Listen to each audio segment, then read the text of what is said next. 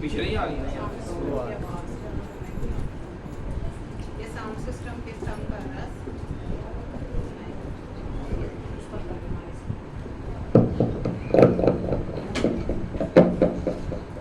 تو ہم نے یوحنا بپتسمہ دینے والے کے بارے میں سیکھا تھا کہ کس طرح سے جو ہے وہ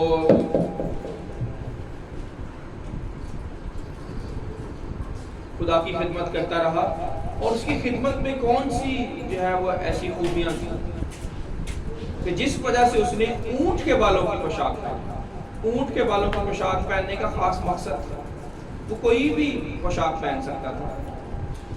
اگر وہ ویلڈرنس میں تھا, جنگل میں تھا, تو نہ بھی پہنتا اور کچھ اور پہن سکتا تھا, چوگا پہن سکتا تھا. جیسے ایک بھائی نے کوشچن کیا تھا کہ بھیڑ, کیونکہ یہودی لوگ بھیڑ اور بکریوں کی اور بروں کی, بیلوں کی قربانیاں کرتے تھے, تو وہ بھی پہن سکتا تھا, ان کی کھال بھی لے سکتا تھا. پر کیوں اونٹ کے بالوں کی پوشاک تھا؟ جنہوں نے سنا ہے ویری گڈ, پر میں تھوڑا سا اس کو سمری میں ریوائز کروں, پھر آگے چلیں گے کہ وہ ٹڈیاں اور شہد جو ہے اس نے کیوں کھایا, اس کے بھی روحانی میننگ ہے اور بڑے ڈیپ میننگ ہے. ابھی میں نے تھوڑی سی اس پہ ریسرچ کی ہے تو میں دنگ رہ گیا ہوں کہ ٹڈیاں اس نے کیوں کھائیں, اور ابھی میں شہد کی طرف نہیں گیا. تو شہد اور ٹڈیوں کا بھی مقصد ہے, ہم سمجھتے ہیں ایسے ہم پڑھ کے نکل جاتے ہیں کہ یوحنا بپتسمہ دینے والا جو ہے جنگل میں گیا اور وہاں پہ جا کے منادی کرنے لگا, وہاں پہ وہ پانی کے بپتسمے دینے لگ گیا توبہ کے لیے, اور وہاں پہ وہ اونٹ کے بالوں کی پوشاک پہنتا تھا اور چمڑے سے کمر اپنی کستا تھا پٹے سے. تو اس کے بعد وہ ٹڈیاں اور شہد کھاتا تھا. یہ دیکھنے میں عام سی بات لگے گی, جی ڈیفینیٹلی اسے کچھ نہ کچھ تو کھانا تھا, کچھ نہ کچھ تو پہننا تھا. اس میں ہم کہتے ہیں اس میں کیا بھید ہے, جیسے اکثر کہتے ہیں تسلیف پہ جو یونانی لوگ تھے جو یوحانی بڑی حکمت رکھتے تھے, انہوں نے کہا یہ سلیپ پہ جانے میں کیا حکمت ہے کہ ایک شخص کے جی میں جو ہے بادشاہوں کا بادشاہ ہوں اور وہ لانتی لکڑی کے اوپر, جو کہ اس وقت لانتی لوگوں کو, گناہ گار لوگوں کو لکڑی کے اوپر لٹکایا جاتا, وہ سلیپ پہ لٹک جائے, اس میں کیا ہے, اس میں کون سی بڑی بات ہے. آج ہم اکثر یہ کہہ سکتے ہیں اور میجورٹی ایسے ہی فیل کرتی ہوگی کہ اس میں کیا ہے, وہ اگر شہد کھا رہا ہے, ٹڈیاں کھا رہا ہے یا اونٹ کے بالوں کی پوشاک پہن رہا ہے تو اس میں کوئی بڑی بات نہیں چھپی ہو سکتی. پر خدا کی یہ حکمت شروع سے ہی ہم دیکھتے آئے ہیں کہ اس نے چھوٹی سے چھوٹی بات میں بھی بڑا خزانہ چھپا کے رکھا. اگر دیکھنے والی کی آنکھیں ویسی ہوں جیسی خدا کی, اگر خدا کے روح سے وہ بھرا ہوا ہے تو وہ بھید کھینچ لے گا جو خدا سکھانا چاہتا ہے. کیونکہ بائبل میں یہ بھی لکھا ہے کہ آدمی کے منہ کی باتیں گہرے پانیوں کی مانتی ہیں, پر جناب اس کو کھینچ لے. کوئی ایک لفظ بھی بولے آپ کے سامنے, اگر آپ درام ہو, اگر آپ خدا کے روح سے بھرے ہوئے ہو تو آپ اس حکمت تک پہنچ جاؤ گے. آپ اس کو سوال پوچھنے کی ضرورت نہیں ہے, اس کا ایک جملہ بتا دے گا کہ وہ کیا ہستی ہے, وہ کیا چیز ہے, کیا پرسنالٹی ہے, کتنا خدا کے ساتھ چلتا ہے یا نہیں چلتا. اور میں ہمیشہ یہ کہتا ہوں لوگوں کو ان کے جوابوں سے نہ جج کریں, لوگوں کو ان کے سوالوں سے جج کریں. اور اس لیے بہت سارے کم لوگ میں نے دیکھا ہے کہ بائبل اسٹڈی میں بہت کم لوگ سوال پوچھتے ہیں اور بڑے کم ہی جو ہے نا وہ سیکھتے ہیں. باقی صرف خالی سنیں گے ضرور پر سوال نہیں پوچھتے, اور سوال سے کو جج ہو جائے گا کہ وہ کتنا سیکھ رہا ہے. جو سب سے کم سوال پوچھتا ہے نا, کوئی بھی اسٹڈی ہو, ابھی تو آج بائبل اسٹڈی کرنے بیٹھے ہیں, اور اگر عام اسٹڈی میں بھی دیکھیں جو سب سے کم سوال پوچھے گا وہ سب سے کم سیکھے گا, اور جو سب سے زیادہ سوال پوچھے گا وہ سب سے زیادہ سیکھے گا. ہم نے اپنے ٹیچر سے بہت کچھ سیکھا ہے سوالوں سے, ایسی باتیں ہم نے جو ہے نا وہ سیکھ لی کہ کئی دفعہ ہمیں یہ لگتا تھا کہ وہ کہہ رہے ہیں کہ بیٹا ابھی وقت نہیں ہے اس سوال کا جواب دینے کا, وقت آئے گا تو میں بتا دوں گا. پر ہم نے وہ سوال ہی ایسا رکھ دیا, انہوں نے کہا انہوں نے پوچھ لیا, اگر نہ پوچھتے تو میں نے نہیں بتانا کیونکہ ابھی ضرورت نہیں ہے. ایک ماں کو پتہ ہوتا ہے کہ بچے کو کیا خوراک دینا, کس پیریڈ میں, کس دور میں, پر اب انہوں نے پوچھ لیا ہے تو ان کو بتا دیتا. تو ہم نے وہ کوشچن کر کے بٹن پریس کر کے پھر جواب لیا. استاد آپ کو جواب دینا بھی نہیں چاہتا اور آپ نے جواب لے لیا. کیونکہ وقت نہیں، پر آپ نے وقت سے پہلے اگر آپ میں حکمت ہے، یسوع مسیح جب 12 سال کا تھا اور وہ ہیکل میں جا کے اس نے ایسے سوال کیے کہ عالم، وہاں کے جو فقی فریسی عالم تھے وہ دنگ رہ گئے کہ ایسا سوال پوچھنے والا کس کا بچہ ہوتا؟ ایسے سوال کو کبھی کسی نے ہم سے پوچھے؟ میں نے بھائی سہیل نے بھی ایک دو خادموں سے یہ سوال پوچھا ہے، میں نے بھی ایک خادم سے پوچھا کل، تو انہوں نے کہا ایسے کبھی میں نے سوچا نہیں کہ یوحنا بپتسمہ دینے والے نے اونٹ کے بالوں کی پوشاک کیوں پہنی، میں نے کبھی سوچا ہی نہیں ہے۔ تو اگر انہوں نے سوچا ہی نہیں ایسے اور خدمت کر رہے ہیں تو پھر دیکھیں کہ ایک خادم کا جو کلام کی نمائندگی کر رہا ہے اور خدمت کر رہا ہے اس نے کبھی ایسے سوال نہیں سوچا۔ تو اگر عام ایک خادم کا یہ لیول ہے تو عام ایماندار بہت پیچھے ہو۔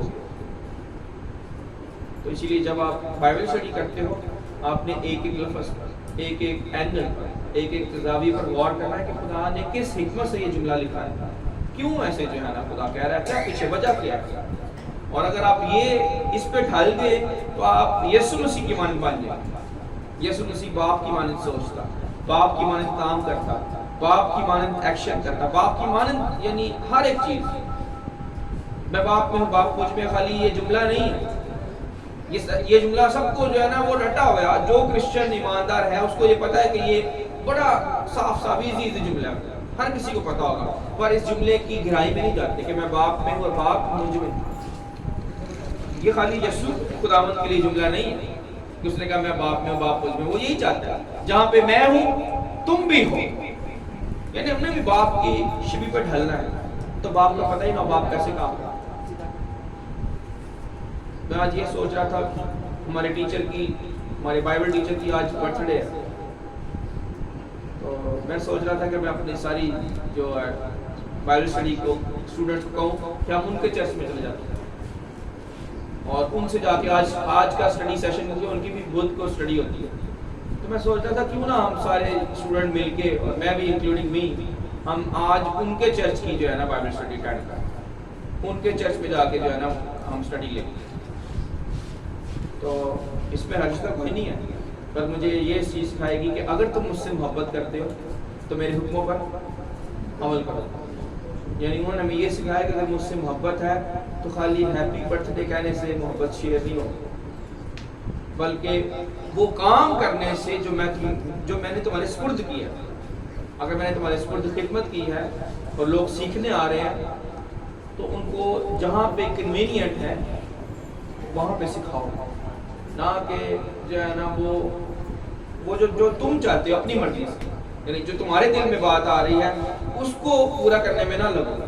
اگر تم میری واقعی عزت کرتے ہو، اگر تم واقعی مجھ سے محبت کرتے ہو تو جو کام میں نے تمہارے سپرد کیا ہے کہ لوگوں کی زندگیاں بچانا ہے، لوگوں کو دلدل اور کیچڑ سے نکالنا ہے، لوگوں کو تاریکی سے نکالنا ہے، لوگوں کو روشنی میں لے کے آنا ہے، لوگوں کو جو ہے نا وہ خدا کی محبت سکھانا ہے۔ انہوں نے بھی یہی کرنا ہے وہاں۔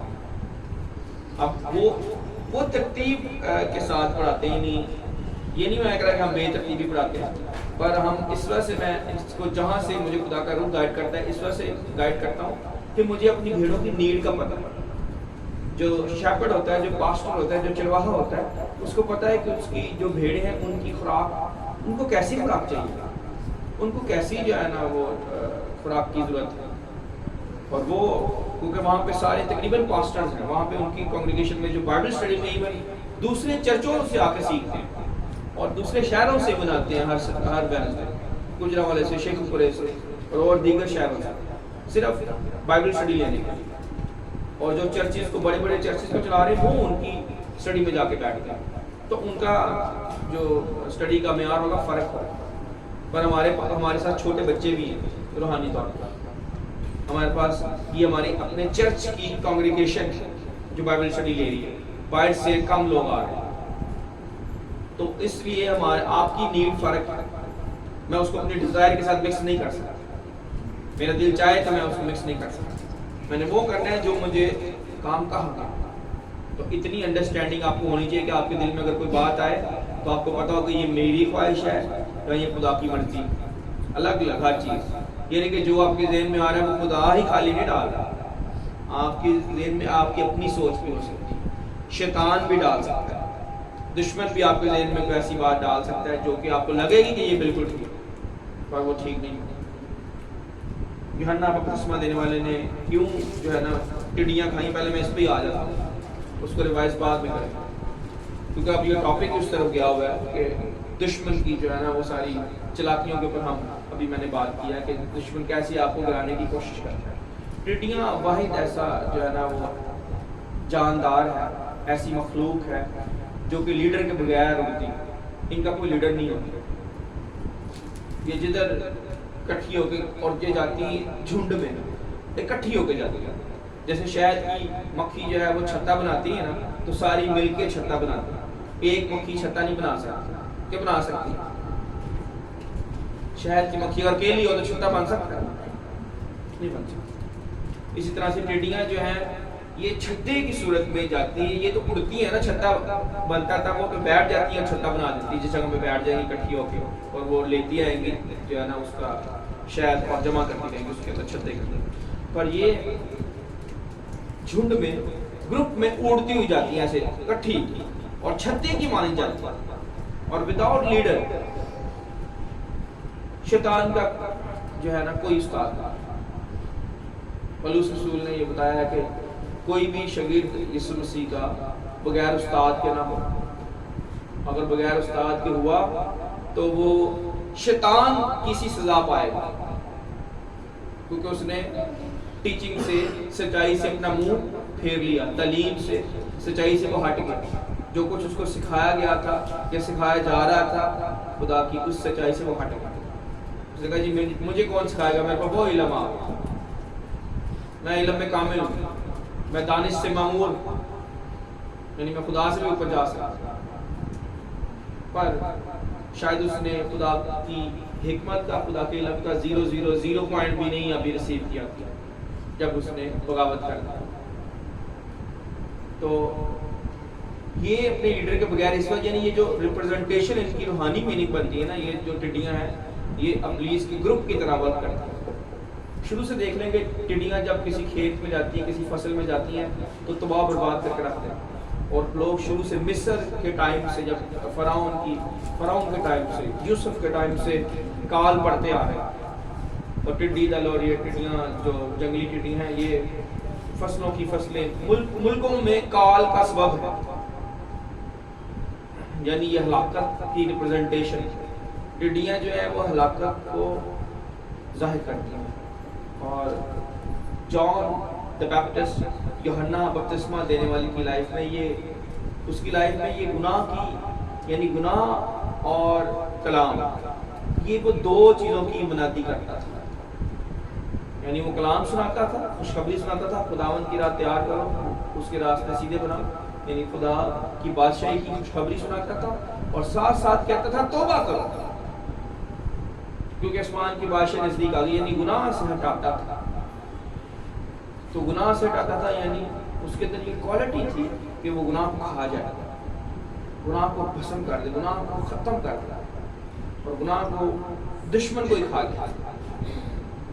اب دیکھیں کہ فقی فریسی جو ہے وہ، جو کہ بڑے اپنے آپ کو عالم سمجھتے تھے، اپنے آپ کو بڑا نالج رکھتے تھے، ریاکار تھے، وہ اس کی باتیں سن کے جو ہے آ رہے ہیں پانی کا بپتسمہ لینے کے لیے۔ جب وہ آ رہے ہیں تو عام ایماندار، عام بندہ جو خدا کی اتنی سمجھ نہیں رکھتا، اس کو کتنا جو ہے نا وہ اچھا لگ رہا ہوتا کہ ایک بندہ جو ہے نا وہ کہہ رہا ہے کہ جس کے پاس 2 کرتے ہیں ایک اس کو دے دے جس کے پاس نہیں، یعنی اس نے ایسی تعلیم شروع کی جو لوگوں نے پہلے نہیں دی، نبیوں نے پہلے نہیں سنا۔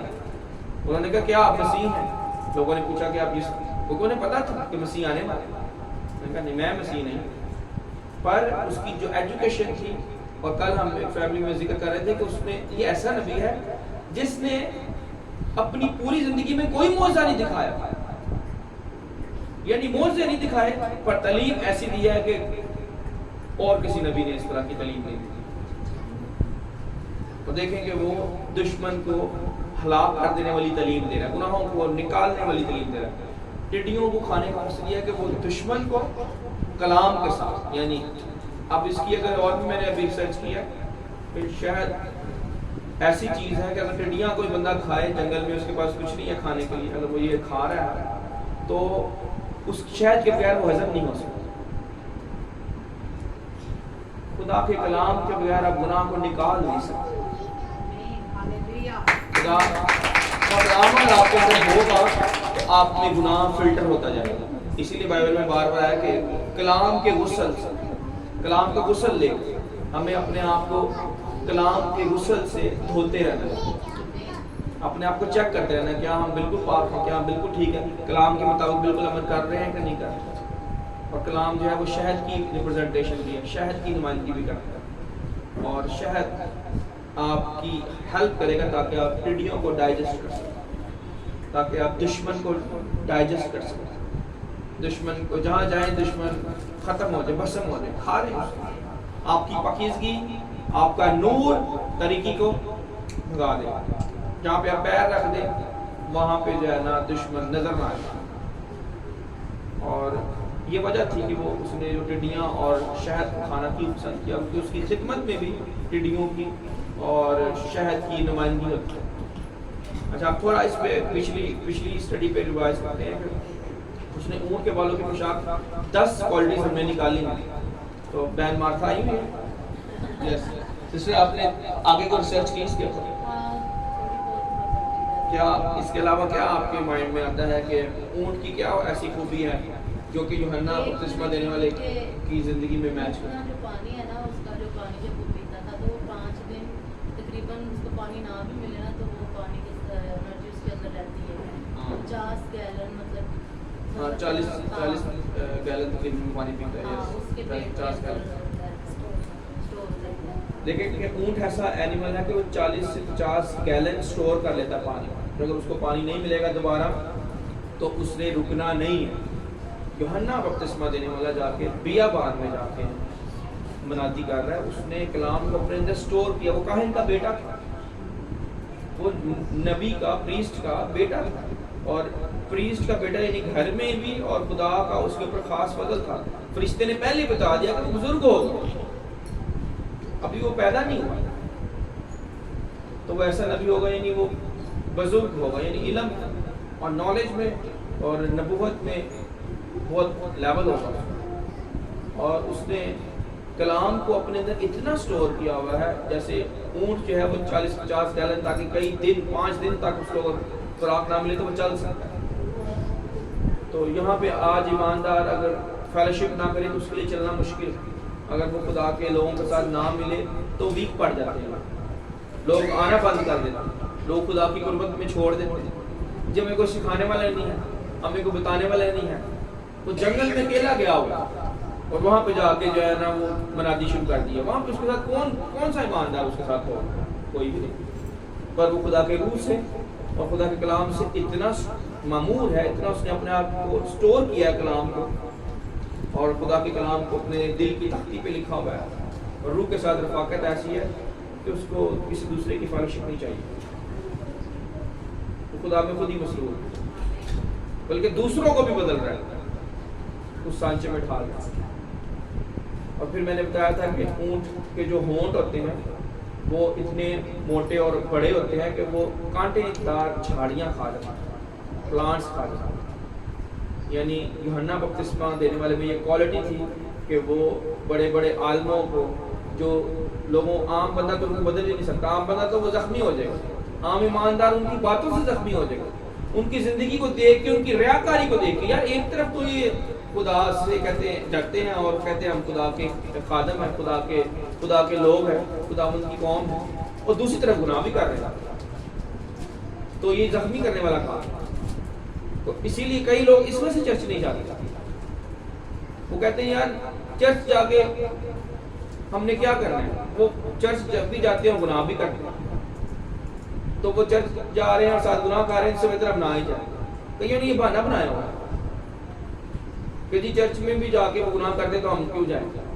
یہ زخمی ہو گئے نا اس آپ کی ریاکاری کو دیکھ کے. یعنی آپ خدا کے ساتھ بھی چل رہے ہو اور ساتھ جو ہے نا دنیا داری کے کام کر رہے ہو، تو اس ریاکاری سے ایک نیا ایماندار زخمی ہو جائے گا.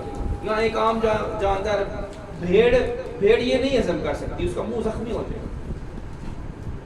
پر یوحنا بپتسمہ دینے والے کا منہ ایسا ہے، وہ اس کو پتا ہے کہ اس کو کیسے کھانا ہے. ان کو کیسے پکڑنا ہے اور کیسے جو ہے نا وہ ٹھیک کرنا ہے، وہ اس کا منہ زخمی نہیں ہوگا، بلکہ وہ دور سے دیکھ کے کہتا ہے کہ اے سانپ کے بچوں تمہیں کس نے بتا دیا کہ آنے والے غضب سے ڈرو، بس توبہ فرما پھر پھل لاؤ۔ اور پھر جو ہے سہیل بھائی نے کہا تھا وہ بیٹھ کے پانی پیتا، اونٹ جو بیٹھ کے پانی پیتا، یعنی خدا کے لوگ، ایماندار لوگ، نبی کہیں بادشاہ، جتنے بھی خدا کے لوگ ہیں، ان کو تسلی سے بیٹھ کے خدا کے حضور کلام سیکھنا چاہیے، نہ کہ وہ کہیں جی کہ ایسے ہمیں خود ہی آ جائے گا، ہم پڑھ لیں گے، ہمیں خود ہی پتہ چل جائے گا، ہم اپنی پیاس کو نہیں بجھا سکتے۔ ان کو وقت سپیئر کرنا پڑے گا، الگ کرنا پڑے گا، اور آنا پڑے گا، بیٹھ کے پانی پینا پڑے گا، بیٹھ کے سیکھنا پڑے گا۔ یعنی کہ میں گھر بیٹھ کے ٹی وی پہ دیکھوں، میں ٹی وی لگا لیتا ہوں جی، میں سن لوں گا، ٹھیک ہے سمجھ، آپ کو کیا پتا ہو کہ وہاں پہ جو ہے نا وہ پانی صاف ہے نہیں، کس طرح کا آپ کی صحت کے لیے اچھا ہے نہیں اچھا۔ جب آپ تعلیم میں لائیں گے، گہری تعلیم میں ہوں گے، جب آپ کیمل کی طرح ہوں گے، آپ پھر اس کو پکڑ سکیں گے کہ آپ نے کتنا پانی سٹور کرنا ہے اور کہاں سے پانی پینا ہے، ایسے نہیں۔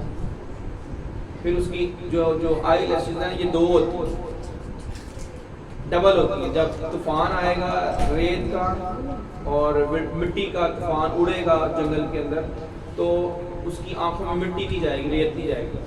اس پہ میں نے دو باتیں بتائی تھی کہ محبت اور لیڈرشپ، یعنی یوحنا بپتسمہ دینے والا خدا سے بھی پیار کرتا ہے اور لوگوں سے بھی، پر اصول کے ساتھ، یعنی ہیرودیس اس کی باتیں بڑی پسند کرتا تھا، پر اب ایک بندہ اگر آپ کی تعریف کرتا ہے تو اس کا مطلب یہ نہیں کہ وہ گناہ بھی ساتھ کری جائے۔ اس نے اس کو سپیئر نہیں کیا کہ تو بادشاہ، تو میری ایجوکیشن کو، میری تعریف کو بڑا پسند کرتا ہے تو اب میں تیری فیور کر دوں، تو گناہ کرے گا تو میں خاموش رہوں۔ نو نو، محبت کے ساتھ لیڈرشپ، محبت کے ساتھ اصول، ہمیشہ محبت میں اصول ڈالیں، چاہے آپ کا بیٹا ہو، بیٹی ہو، بڑا ہو، چھوٹا ہو، کوئی ہو، آپ کا باس کیوں نہ ہو، جہاں پہ آپ جاب کرتے ہو، یہ نہیں کہ وہ ساتھ ساتھ گناہ کریں اور ساتھ ساتھ کہ جی آئی لو یو، یعنی ڈبل آئی لیش نہیں۔ اگر آپ نہیں کریں گے تو وہ جو ریت ہے، وہ جو کنکر ہے، وہ جو مٹی ہے، وہ آپ کی آنکھوں میں جائے گی، یعنی وہ آپ کو اندھا کر دیں گے۔ خالی محبت، بغیر اصول کے محبت، آپ روحانی طور پہ اندھے ہو جائیں گے۔ اسی لیے خداوند نے کہا کہ خداوند اپنے خدا سے اپنی ساری عقل سے بھی محبت، یعنی خالی دل اور جان سے نہیں، عقل سے۔ تو وہ اپنی عقل سے بھی، یعنی اصول سے بھی، اس نے اپنی زندگی میں یہ اصول دکھایا کہ اگر ہیرودیس غلط کر رہا ہے، اس کو اپنے بھائی کی بیوی رکھنا روا نہیں، تو اس نے کہہ دیا اس کے منہ پہ، بے شک اس کی گردن کٹ گئی، وہ شہید ہو گیا، پر اس نے ان کا یہی کہا، محبت اصول کے ساتھ۔ پھر اونٹ جو ہے گرم گرم ریت پہ بیٹھ جاتا ہے اور تپتی زمین پہ، مٹی پہ، سارا دن کی گرمی، جنگل میں جو ماحول ہوتا ہے، گرم مٹی ہے اور گرم یا ریت ہے، تو اس پہ وہ بیٹھ جاتا ہے۔ اس کی جو چمڑی ہوتی ہے نیچے والی بیلی کی، وہ بڑی موٹی ہوتی ہے، اتنی موٹی ہوتی ہے کہ اس کو تپش پہنچتی نہیں، پرواہ ہی نہیں۔ تو یوحنا بپتسمہ دینے والے کو پرواہ ہی نہیں تھی کہ دشمن کیا کر سکتا ہے، کیا سوچ سکتا ہے، کیا کر سکتا ہے، گردن کٹوا دے گا، یہ مروا دے گا۔ جیسے پولس کہتا ہے کون سی چیز ہمیں مسیح کی محبت سے جدا کرے؟ زندگی، موت، تنگی، مصیبت، تلوار، خطرہ، حکومتیں، فرشتے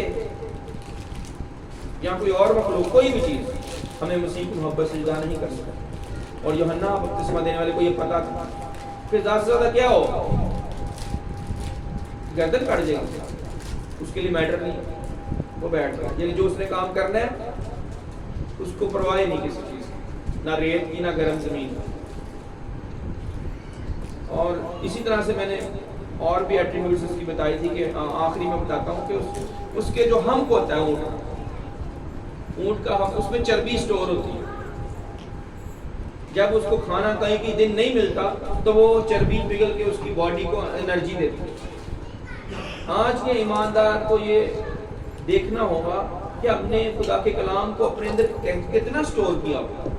کبھی ہم سفر میں چلے گئے ہم نے 2 ہفتے کے لیے جو ہے نا کراچی جانا ہے یا 2 ہفتے کے لیے اسلام آباد جانا ہے, پنڈی جانا ہے, اور ہمیں ٹائم نہیں ملے گا, نہ ہم چرچ اٹینڈ کر سکیں گے, نہ ہم بائبل اسٹڈی اٹینڈ کر سکیں گے, نہ کسی دوسرے ایماندار کے ساتھ مل سکیں گے. ہم نے کوئی بڑا ضروری بزنس کی میٹنگ جہاں پہ آپ کا گزارا جو ہے نا وہ نہیں ہوتا, جیسے فار ایگزامپل رکسن ہے, رکسن کی فیلڈ ہے کہ وہ اس کو جانا پڑ سکتا ہے, ٹریننگ, یہ ٹریننگ دیتا ہے کال سینٹر, تو اس کو ٹریننگ کے لیے جانا پڑ سکتا ہے, کسی دوسرے ملک میں بھی جانا پڑ سکتا ہے. رکسن ایسے ہوتا ہے نا. تو موسٹلی یعنی ہم بزنس سے ایگزامپل لے لیتے ہیں, کئیوں کو جانا پڑ سکتا ہے. اگر کوئی کسی بڑی ICI کمپنی میں یا HP میں یا کسی بڑی ملٹی نیشنل کمپنی میں بڑا ڈائریکٹر ہے, MD ہے, یا وہ بڑا کوئی افسر ہے, تو اس کو کئی دن باہر رہنا پڑے گا اپنے آفس سے, اپنی بیوی بچوں سے. اگر وہ ایماندار ہے تو وہ چرچ نہیں اٹینڈ کر سکے گا, بائبل اسٹڈی میں نہیں آ سکے گا, مجبوری کہتا ہے. اور پاسٹر کو پتہ ہے, خدا کو بھی پتہ ہے کہ اس کی مجبوری ہے. تو اب اس صورت میں اس نے کیا سٹور کیا ہوا ہے, اونٹ کی طرح کلام کو اپنے اندر رکھا ہوا ہے. جیسے اونٹ کی چربی اگر اس کے حق میں جمع ہے تو وہ چربی اس کو ملتی رہتی ہے, تو کیا اس نے بھی خدا کے کلام کو اس طرح اپنے اندر سٹور کیا ہوا ہے کہ جب وہ ایماندار کی فیلوشپ میں نہ جا سکے, جب وہ بائبل اسٹڈی نہ لے سکے, جب وہ سنڈے فیلوشپ نہ اٹینڈ کر سکے, تو کون اس کو طاقت دے گا, کون کیسے انرجی ملے گی اس کو. تو یہ باتیں دکھنے میں معمولی سی ہیں, پر یہ ساری خوبیاں جو اونٹ کی ہیں وہ یوحنا بپتسمہ دینے والے کی زندگی میں, منسٹری میں نظر آ رہی ہے کہ وہ ان کے اوپر پورا اتر ہے, کوئی بھی گیپ نہیں ہے اس میں. اسی لیے جب آپ بائبل پڑھتے ہیں تو آپ کو ہمیشہ غور کرنی ہے کہ اس کے پیچھے کیا حکمت ہے, خدا نے ایسے کیوں کہا, خدا ایسے بات کیوں کر رہا ہے, اس کے نبی, اس کے جو رسول ہیں, اس کے جو شاگرد ہیں, وہ کس طرح سے زندگی بسر کرتے ہیں, اور کیا حکمت ہے خدا کے. میں ہمیشہ کیسے سیکھتا ہوں, آپ نے بھی ایسے ہی سیکھا. آپ نے اپنی زندگی میں یہ گول رکھنا ہے کہ میں نے اپنے مائنڈ کو خدا کے مائنڈ پہ اتارنا, یعنی میں نے اس میں ڈھالنا. اگر آپ کا مائنڈ ویسے سوچنے لگ گیا جیسے خدا سوچتا ہے, تو پھر آپ کے ایکشن بھی ویسے ہی ہوں گے. اصل میں سارا کچھ یہاں سے شروع ہوتا ہے, تھاٹس, مائنڈ سے. مائنڈ کے اندر ہی خدا کلام ڈالتا ہے, اسی کے ذریعے سے ہم سوچ کے فیصلہ کرتے ہیں, اور اسی میں شیطان بھی سوچے ڈالتا ہے. اب آپ پہ ڈیپینڈ کرتا ہے کہ آپ نے کس کی سننی ہے اور کیسے سوچنا ہے. اگر آپ کا برین ویسے فنکشن کرتا ہے جس طرح خدا کا برین کام کرتا ہے, خدا کے لوگوں کا, خدا کے نبیوں کا, خدا کے بیٹے کا, تو آپ کے اندر اگر غلط سوچ آئے گی تو آپ کا برین جو ہے نا وہ پکڑ لے گا اس کو کہ یہ خدا کی سوچ نہیں, یہ میری سوچ بھی نہیں, یہ ابلیس کی سوچ ہے. آپ اسی وقت جیسے جہاں پہ اسموکنگ کے الارم لگے ہوتے ہیں کسی جگہ پہ, کسی فیکٹری میں, کسی آفس میں, کسی بڑی بلڈنگ میں نان اسموکنگ ایریا ہوگا, تو وہاں پہ اگر کوئی اسموکنگ کرے تو کیا ہوگا, الارم. تو اسی طرح سے کیونکہ وہ سیٹ ہے, وہ سسٹم سیٹ ہے, آپ کے برین کا سسٹم سیٹ ہو کہ اگر اس کے اندر خدا کے احکام کے علاوہ, سچائی کے علاوہ کوئی بات آئے گی تو الارم بجنے لگے گا. میرا مائنڈ اسی طرح سے اسی وقت بتا دیتا ہے کہ یہ بات خدا کی, چاہے میں بندے کو نہ جانتا ہوں. ایک بھائی مجھے بتا رہے تھے کہ میرے جو ہے وہ خواب میں جو ہے نا وہ ایک لیڈی آئی. اب مجھے نہیں پتا کہ وہ جو ہے لیڈی جو ہے نا وہ فرشتہ ہے یا کوئی نبیہ ہے یا کون ہے, پر جو جملہ اس نے بولا ہے وہ یہ بولا ہے. تو میں نے کہا جی جملہ جو بولا ہے اس فیمیل نے خواب کے اندر, وہ جملہ جو ہے وہ بتا رہا ہے کہ وہ خدا, وہ بالکل ٹھیک ہے, وہ سچائی ہے, جملہ بالکل ٹھیک ہے کلام کے مطابق, جو بائبل میں باتیں لکھی ہیں اس کے مطابق. تو میں اگر مجھے کوئی خواب بتائے, چاہے مجھے کوئی رویا بتائے, چاہے میری تھاٹ ہو, میں اس کو کلام میں لے آتا ہوں اور کلام کے اندر سانچے میں رکھ کے اس کو تولتا ہوں کہ کیا کلام کے مطابق ٹھیک ہے کہ نہیں ہے. اگر تو کلام کے مطابق ٹھیک ہے تو آمین, جہاں سے بھی آیا جملہ مجھے نہیں پرواہ, چاہے کسی بھائی نے کہا, بہن نے کہا, خواب میں ہے, رویا میں ہے, جہاں سے مرضی آیا ہو, پر اگر وہ جملہ بائبل کے مطابق ہے تو میں مان لوں گا, اگر نہیں ہے تو میں نہیں مانوں گا. کیونکہ میرا سسٹم, میرا فنکشن, میں لوگوں کو کہاں سے تولتا ہوں, کلام کے اوپر سے, اور ایون کلام کے اوپر سے میں اپنے آپ کو بھی یہیں سے پرکھتا ہوں. تو کلام سے پرکھیں گے تو آپ کی جو کیلکولیشن ہے, آپ کی جو ترتیب ہے بالکل ٹھیک آئے گا. آپ کے فیصلے بالکل ٹھیک آئیں، اور اگر کلام کے مطابق نہیں، اپنے تکے سے دنیا کی فلسفی سے اکثر لوگ دنیا کی جو ہے نا وہ باتیں، جی بڑے بزرگ یہ کہتے ہیں، انہوں نے یہ کہہ دیا، یہ ایسے ہی ہے. ایسے فار ایگزامپل ایک بڑا مشہور جملہ ہے، آپ لوگ نے اکثر سنا ہوگا، جتنی چادر اتنے پیر پھیلائے. اب کوئی پتہ بھی نہیں کہے گا یہ غلط ہے، کوئی بندہ نہیں کہہ سکے گا یہ غلط ہے، پر جب اس کو خدا کے کلام میں لائیں گے تو یہ غلط ہو جائے گا. حالانکہ جملہ بڑا اچھا ہے، پھر جتنے آپ کے مسائل ہیں اتنا ہی آپ آگے چلو، آپ اپنے مسائل سے باہر نہ جائیں، جتنی آپ کی پہنچ ہے اپنی پہنچ پہ رہیں. پر جب بائبل میں آئیں گے تو اس کو اگر غلط کرنا ہے تو 1 منٹ میں یہ غلط ہو جائے گا.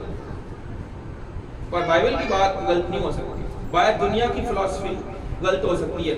اب یہ جملہ ہے جتنی چادر اتنے پیر. بھائی اگر کسی کی چادر ہی آسمانوں سے بھی بڑی ہو، آسمان جو ہے بہت بڑا ہے، آج تک کسی نے اس کو نہیں ناپا. خدا ایوب سے پوچھتا ہے کہ تو نے جب میں نے زمین کی بنیاد ڈالی تو کہاں تھا؟ بتا مجھے کس نے جو ہے نا زمین کی بنیاد ڈالی، کس نے آسمان کو ماپا ہے، کس نے جو ہے نا آسمانوں کو ستونوں پہ کھڑا کیا، کون ہے اس کو بنانے والا؟ ہوا میں عقاب کو کون اڑاتا ہے؟ کس کی حکمت سے یہ سب کچھ ہوتا ہے بتا؟ پر وہ لاجواب ہے، اس کو نہیں پتا. اسی طرح سے اگر آسمان کو نہیں ماپا جا سکتا، انسان نہیں ماپ سکتا، تو جو خدا کے بیٹے بیٹی ہیں ان کی چادر کوئی ماپ سکتا ہے؟ جتنی چادر ہے، میری چادر ہی بہت بڑی ہے. مقدس قوم، برگزیدہ نسل، شاہی کائنوں کا فرقہ، کیا خدا کے لوگوں نے جو کچھ مانگا نہیں ملا بائبل میں؟ اگر وہ کال ہے تو ایلیا کو کھانا نہیں مل رہا، اگر بیوہ کے لیے الیشا درخواست کرے تو کیا وہاں پہ فوڈ نہیں آ رہا؟ جہاں خدا کے لوگوں نے درخواست کی وہاں پہ وہ کام سب خدا سب کچھ کرنا جانتا ہے، بشرطیہ جو اس کے لوگ ہیں، اس کے بیٹے بیٹی ہیں، ان کو پتا ہو کہ ہمارے باپ کی چادر کتنی بڑی ہے. ہمارا باپ ہے کون؟ ہمارا خداوند کون ہے؟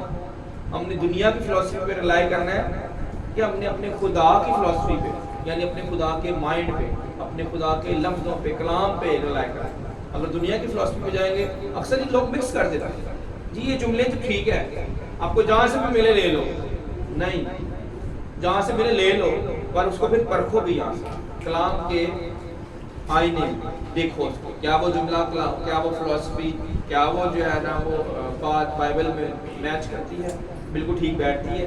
اگر بیٹھتی ہے تو لے لو، نہیں بیٹھتی تو وہ آپ کو گرائے گی کہیں نہ کہیں آپ اس سے سلپ ہو جائیں گے، کیونکہ آپ کے پیر چٹان پہ نہیں، آپ نے ریت پہ اپنا گھر بنا لیا. طوفان آئے گا، ابلیس آئے گا، دشمن آئے گا، وہ کہیں نہ کہیں سے آپ کی ٹانگ کھینچ دے گا اور آپ کو گھر ختم، آپ کا ایمان ختم. اور اگر آپ کے پیر چٹان پہ، اگر آپ نے کلام کی بیس پہ اپنے فیصلے نہیں ہیں، آپ ہر بات کو کلام سے پرکھتے ہیں، تو پھر آپ اونٹ کو بھی دیکھیں گے تو آپ کو کیا یاد آئے گا؟ اونٹ کو دیکھیں گے تو کیا یاد آئے گا؟ آئندہ کے بعد جب آپ اونٹ کو دیکھیں تو کیا یاد آئے گا؟ یوحنا بپتسمہ دینے والی کی خدمت.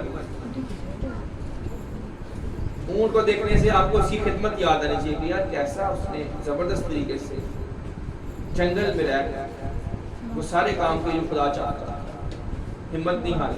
اور دیکھیں کیسی مزے والی بات ہے کہ یسوع مسیح خداوند بھی وہاں پہ جا کے رہتے رہے جہاں پہ جب یوحنا بپتسمہ دینے والا شہید ہو گیا، اس کا سر قلم کر دیا گیا، تو وہاں پہ بعد میں جا کے یوحنا کی انجیل میں لکھا ہے، وہاں پہ بعد میں جا کے یسوع مسیح بھی یردن پار چلا گیا اور وہاں پہ جا کے رہنے لگا جہاں پہ یوحنا بپتسمہ دینے والا رہتا تھا.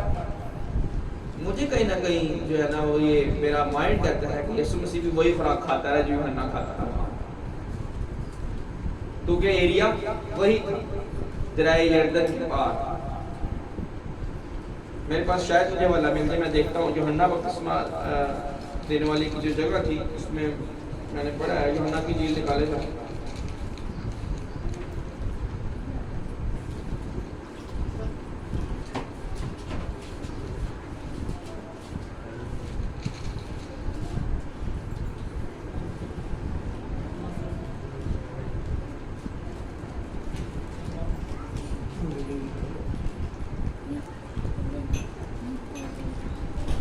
یہ آجے آپ یوحنا کی انجیل 10 باب، یوحنا کی انجیل 10 باب اور 40 آیت میں آتا ہے۔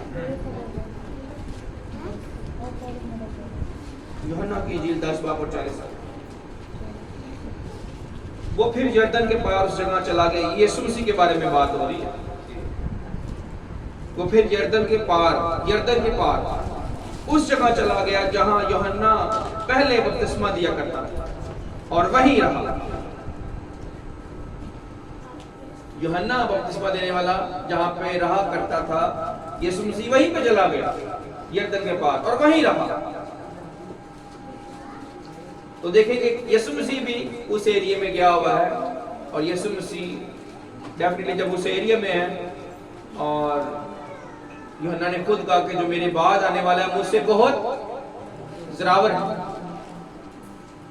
بہت زراور ہے، میں اس کی جوتی کا تسمہ کھولنے کے لائق نہیں، وہ تمہیں روح القدس اور آگ سے بپتسمہ دے گا۔